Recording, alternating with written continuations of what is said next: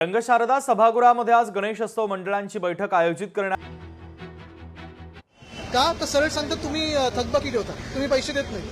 हे आहेत म्हणजे तर सुनील शिंदेजी इथे आहेत, मी आहे, आम्ही दोघे जेव्हा त्या ऑफिसमध्ये जातो की हे काम नाही झालं ते काम नाही झालं, अधिकारी सरळ आम्हाला सांगतात की साहेब कॉन्ट्रॅक्टर कोणी टेंडर भरत नाही. का तर पैसे वेळेवर दिले जात नाही. संपूर्ण महाराष्ट्रामध्ये आपण पाहतोय खोके खोके काही लोक बॅग घेऊन वगैरे बसतात, पण कॉन्ट्रॅक्टर्स जे खरोखर कॉन्ट्रॅक्टर्स आहेत, लाडकी कॉन्ट्रॅक्टर्स नाही, खरे कॉन्ट्रॅक्टर्स त्यांना पैसे मिळतात. आणि महापालिकेनं अनधिकृत बांधकामांचा दंड जो आहे हा घेणार नाही, तो माफ केलेला आहे. अशा पद्धतीचं परिपत्रक नगर विकास खात्याकडनं काढलं गेलं. कशा पद्धतीनं बघताय तुम्ही? मला वाटतं एक महत्वाचं याच्यात की अनधिकृत बांधकाम ही एक गोष्ट झाली. जी अनधिकृत मुख्यमंत्री राहिले त्यांच्याबद्दल काय आहे त्यांनी उत्तर द्यावं आम्हाला. 15 ऑगस्टला मग ते लिंबूंचं काय झालं? ज्यूस तरी बनवलं का त्यांनी? 15 ऑगस्टला कल्याण डोंबिवलीमध्ये ते दिल्लीत जात असताना सीआयएसएफ नुसतं खाकीत ते रुमाल असतो त्याच्यात काय काय ते पाहावं. भास्कर जाधवांच्या वक्तव्यावरून राजकारणात नव्या चर्चा रंगू लागलेल्या आहेत. ब्राह्मणांना टार्गेट केलं जाते असं वगैरे वगैरे ब्राह्मण संघटना अशा पुढे येऊ लागले. तुम्ही ते वक्तव्य नाही, मी ऐकलं नाही अजून ते वक्तव्य ऐकल्यानंतर पुढचं. कल्याण डोंबिवलीमध्ये मास जी नॉनव्हेज आहे त्याची बंदी आणली होती. आता नाशिक आणि मालेगावमध्ये देखील आणली. आम्ही ह्याचा कडकडून विरोध करू. ह्याच्यात 15 ऑगस्ट व्हेज खा किंवा नॉनव्हेज खा हे सांगण्याचा अधिकार ह्या महानगरपालिकेनं नाही, आयुक्तांना बिलकुलही नाही. लोकांनी काय करावं, काय नाही करावं, काय खावं, काय नाही करावं, काही नाही खावं हे त्यांना सांगण्याचा अधिकार नाही. आम्ही जाहीर आवाहन करतोय की ज्यांना नॉनव्हेज खायचं त्यांनी खावं. ह्याच्यात व्हेज नॉनव्हेज हा वादच नाहीये. अनेक लोक व्हेज खातात ना, त्यांना विरोध नाहीये, पण जे नॉनव्हेज खातात, जे आमच्यासारखे लोक नॉनव्हेज खातात, आमचे अगदी पाहिलं तर कल्याण डोंबिवलीमध्ये जे आमचे आगरी बांधव आहेत ते काय करणार त्या दिवशी? आणि हे तुम्ही काय आमच्यावर व्हेजिटेरियनिझम लादताय? आमच्या राज्यात येऊन आमच्यावर तुम्ही लादताय?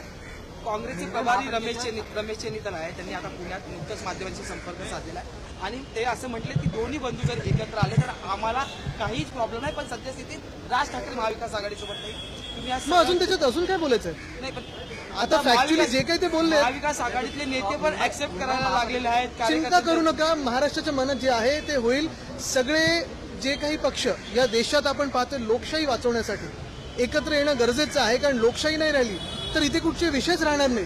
तुम्हाला आवाज उठवायला काही संधीच मिळणार नाही. मुंबई महापालिकेच्या शाळेचे विषय समोर येत आहेत. पुण्यातील शाळा या शाळेची इमारत मोडकळीस आलेली आहे. म्हणून 2,000 विद्यार्थी डी बसलेले आहेत. पालकांची अशी मागणी आहे की आम्हाला लवकरात लवकर. विशालजी, आपण मला अजून एका शाळेचा तसाच विषय पाठवला होता, तो देखील आम्ही घेतला होता. मुख्य गोष्ट हीच आहे, आपल्याला आठवत असेल आमच्या काळात मग मराठी शाळा असतील किंवा इतर भाषिकांच्या शाळा असतील, मुंबई महानगरपालिका जे चालवतं ते उत्तम दर्जाचं आम्ही करत होतो आणि जास्तीत जास्त प्राधान्य हे आरोग्य आणि शिक्षणावर देत होतो. 4 म्युन्सिपल कॉर्पोरेशनचे आपले मेडिकल कॉलेजेस आहेत, दवाखाने आहेत, तसंच शाळेंमध्ये IB, IGCSE, CBSE बोर्ड्स आणले SSE सोबत. 10वी पर्यंत मराठी अनिवार्य करून देखील. आणि हे सगळं होत असताना गेल्या 2-3 वर्षामध्ये सरकार पडल्यानंतर ही सगळी यंत्रणा कशी कोलमडून पडलेली आहे हे आपल्याला दिसतंय. मुख्य गोष्ट हीच आहे की एखादी इमारत दुरुस्त करायची की प्रायव्हेट कोणाच्या घशात घालायची हा निर्णय आयुक्तांना बिलकुलही नाही, त्यांना अधिकार नाही. मुंबई महानगरपालिकेची निवडणूक झाल्यानंतर लोकप्रतिनिधी आल्यानंतर हे सगळं ठरवलं जाईल आणि मुंबई हिताचं ठरवलं. मराठी एकीकरण समितीचे उद्या आंदोलन कबूतरखान्याजवळ होणार आहे. खरं तर ज्यावेळेस शिवसेना किंवा कोणीही आंदोलन करतं तेव्हा गुन्हे दाखल केले जातात. जैन धर्मियांनी आंदोलन केलं, चाकू हातात. आमचं म्हणणं एवढंच आहे, तिकडचे स्थानिक जे कोण आजूबाजूचे रहिवासी आहेत त्यांचं म्हणणं देखील लक्षात घ्यावं. जिस तरीके से हम देख रहे हैं कि लगातार राहुल गांधी वोट से लेकर आवाज उठा रहे हैं. राहुल गांधी ने कहा है कि हम कॉन्स्टिट्यूशन को प्रोटेक्ट कर रहे हैं. बिल्कुल प्रोटेक्ट कर रहे हैं, क्योंकि वोट चोरी हम सिर्फ हवा में कुछ बात नहीं कर रहे हैं.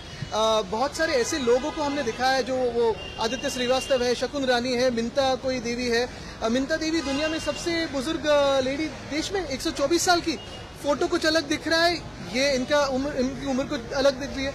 वैसे ही अगर आप देखिए तो शकुन रानी ने 5 बार वोटिंग किया है, 3 बार बेंगलुरु में और 2 बार उत्तर प्रदेश में. आज पालघर की एक केस आई है, 5 वोटिंग इपिक नंबर है. तो ये सारी जो वोट चोरी है जिसकी वजह से भाजपा जीतते आई है पिछले 5-6-7 सालों में, ये हमने पकड़ी.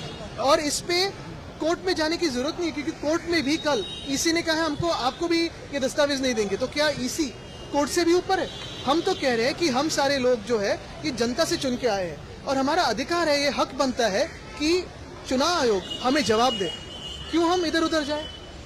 लगातार पाकिस्तान की बात है, पाकिस्तान धमकी दे रहा है अगर सिंधु नदी पर डैम बनता है नहीं, तो ये हम मिसाइल मार के उड़ा देंगे. बिल्कुल पाकिस्तान धमकी दे रहा है, लेकिन अपनी जो सरकार है, भाजपा की जो सरकार है, उनका जवाब क्या है उस धमकी को? कि कि बीसीसीआई जाके क्रिकेट खेलेगी उनके साथ। क्यों बीसीसीआई क्रिकेट खेले उनके साथ? पिछले साल आपने देखा होगा बीसीसीआई के जो उच्च अधिकारी है वो वहां शाहिद अफरीदी हो या दूसरे सारे पाकिस्तानी क्रिकेटर्स हो, उनके साथ पार्टी कर रहे थे। पिछले साल जो हमें बताया था कि हिंदुओं पे अत्याचार हो रहा है बांग्लादेश में, उसी बांग्लादेश को बीसीसीआई ने बुला के इस देश में टेस्ट मैच खेली थी। तो क्या बीसीसीआई देश के ऊपर है? क्या बीसीसीआई हिंदुओं के ऊपर है? क्या बीसीसीआई जो जवान अपने शहीद होते हैं उनकी शहादत से ऊपर है? ये जवाब बीसीसीआई हमें दे। क्या ये जवाब हो सकता है उनकी धमकी को कि हम जाके क्रिकेट खेलेंगे? नहीं हो सकता ये। लगातार हम देख रहे हैं कि कल्याण डोंबिवली का जो नगर निगम उन्होंने एक अलग तरह का फरमान निकाला है कि कल्याण डोंबिवली की जो महापालिका के आयुक्त है उनको सस्पेंड किया जाए, जो भी हो, मुझे पता नहीं वो कौन है, क्योंकि वेज नॉन वेज ये मुद्दा उनका नहीं है। स्वतंत्र दिन पे हम क्या खाएं, हमारा अधिकार है, हमारा स्वातंत्र है। वो नहीं हमें बता सकते कि वेज खाएं नॉन वेज खाएं। हम तो बिल्कुल नॉन वेज खाएंगे, हमारे घर में खाते हैं। हमारे घर में नवरात्रि को भी हमारा जो प्रसाद होता है उसमें प्रॉन्स होते हैं, मच्छी होती है, क्योंकि ये हमारी परंपरा है, ये हमारा हिंदुत्व है। और वहाँ की जो आगरी कोड़ी बांधे हुए वो कहाँ जाएंगे? ये कोई धर्म की बात नहीं और ये कोई देश हित की बात नहीं है कि वेज नॉन वेज खाओ। जो भी खाते हो घर में क्यों घुस के बात करें? वो जो महापालिका के आयुक्त है उन्होंने देखना चाहिए कि उनकी जो काम में जो कमियां है, जो रास्ते पे गड्ढे हो या वो पलावा का ब्रिज हो, उसकी वजह से दुनिया भर में केडीएमसी की बदनामी हो रही है। लोकशाही मराठी ऐका, पहा, जागरूक रहा।